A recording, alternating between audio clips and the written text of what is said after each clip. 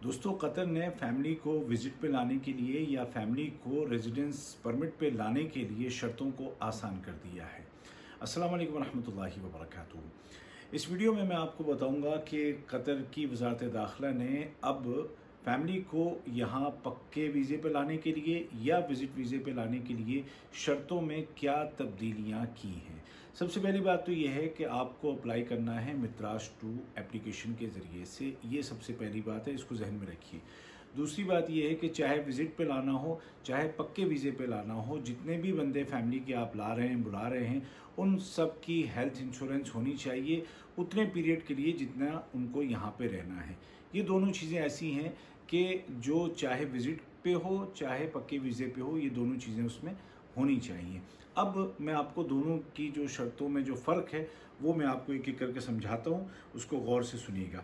सबसे पहली बात यह है कि पक्के वीज़े पे अगर आप फैमिली को ला रहे हो तो बेटी गैर शादीशुदा होनी चाहिए और बेटे की उम्र 25 साल से कम होनी चाहिए। और जो बच्चे 6 साल से लेकर के 18 साल की उम्र के दरमियान हैं, उनका स्कूल में दाखिला ज़रूर होना चाहिए, चाहे यहाँ कतर में और चाहे वो जिस मुल्क से आ रहे हैं या जिस मुल्क के हैं वहाँ पे उनका स्कूल में ज़रूर दाखिला होना चाहिए। अब जो लोग गवर्नमेंट में या सेमी गवर्नमेंट में काम करते हैं उनके लिए अलग शर्त है सैलरी के हिसाब से, और जो लोग प्राइवेट सेक्टर में हैं उनके लिए अलग है, वो मैं आपको बताता हूँ। अगर कोई गवर्नमेंट या सेमी गवर्नमेंट में किसी इंटाइटी में किसी जगह पे इदारे में काम कर रहा है तो उसके पास अगर उस एम्प्लॉयर की तरफ से, उस इदारे की जानिब से घर है रहने के लिए, फैमिली के लिए घर मौजूद है, तो ये एक शर्त है। मतलब ये कि उसकी एक तनख्वाह रही है और उसके साथ वो गवर्नमेंट या सेमी गवर्नमेंट इदारे में काम कर रहा है, और वो जो इदारा है, वो जो उसका एम्प्लॉयर है, वो उसको फैमिली हाउसिंग भी दे रहा है, या उसकी तनख्वाह 10,000 रियाल है और इसका बाकायदा कॉन्ट्रैक्ट मौजूद है। ठीक है, बस इतना काफ़ी है उसके लिए। जो प्राइवेट सेक्टर में हैं उनकी सबसे पहली शर्त यह है कि नॉन लेबर कैटेगरी में उनका अपना वीज़ा हो। जो वो काम कर रहे हैं वो नॉन लेबर कैटेगरी का हो और उसका जो कॉन्ट्रैक्ट है वो भी बाकायदा एक्रीडिटेड हो, यानी कि जो सरकारी इदारे उसकी तस्दीक करते हैं, उसको टेस्ट करते हैं, जहाँ जहाँ से भी वो हो चुका हो, और उसकी तनख्वाह 10,000 रियाल से कम ना हो, प्राइवेट सेक्टर में 10,000 रियाल से कम ना हो, या 6,000 रियाल तनख्वाह और उसके साथ एम्प्लॉयर की जानिब से उसको फैमिली हाउसिंग, घर अकोमोडेशन, फैमिली अकोमोडेशन प्रोवाइड किया जा रहा हो।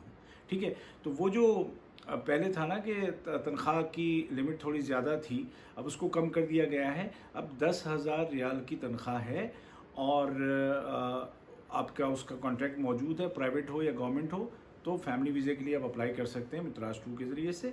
या 6,000 रियाल की तनख्वाह है और साथ में एम्प्लॉयर आपको फैमिली अकोमोडेशन दे रहा है, तो भी पक्के वाले वीज़े के लिए अप्लाई कर सकते हैं। अब सुनिए कि फैमिली को अगर आप विज़िट पे लाना चाहते हैं तो उसकी क्या शर्तें हैं। एक तो ये है कि जो आपका अपना प्रोफेशन है वो नॉन लेबर कैटेगरी का हो।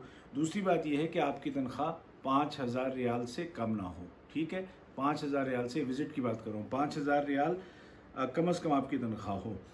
तीसरी बात यह है कि आपके पास अकोमोडेशन का कॉन्ट्रैक्ट हो, जो रेंटल कॉन्ट्रैक्ट होता है, एग्रीमेंट होता है, वो मौजूद हो और वो एक्रीडेटेड हो, मतलब जो बल्दिया से और जहाँ जहाँ से भी उसको आपको साइन कराना पड़ता है, उसको पक्का कराना पड़ता है, वो आपने कराया हुआ हो। ठीक है जी।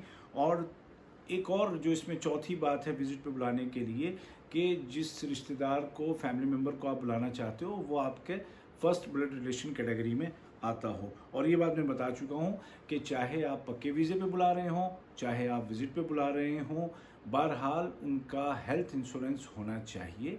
और ये दोनों तरह की एप्लीकेशन आप मित्राज 2 के ज़रिए से ही अप्लाई करेंगे, जा करके मैनुअल कुछ भी नहीं होगा। ठीक है जी। तो उम्मीद है कि अब ये तमाम बातें वाज़ेह हो गई होंगी और ये बहुत अच्छा इक़दाम है कतर गवर्नमेंट की जानिब से कि जो सैलरी का जो एक लेवल पहले था बहुत ज़्यादा था, अब उसको कम कर दिया गया है और चीज़ों को आसान कर दिया गया है। वीडियो को शेयर कीजिए, मुझे फॉलो कीजिए। खुदा हाफिज़।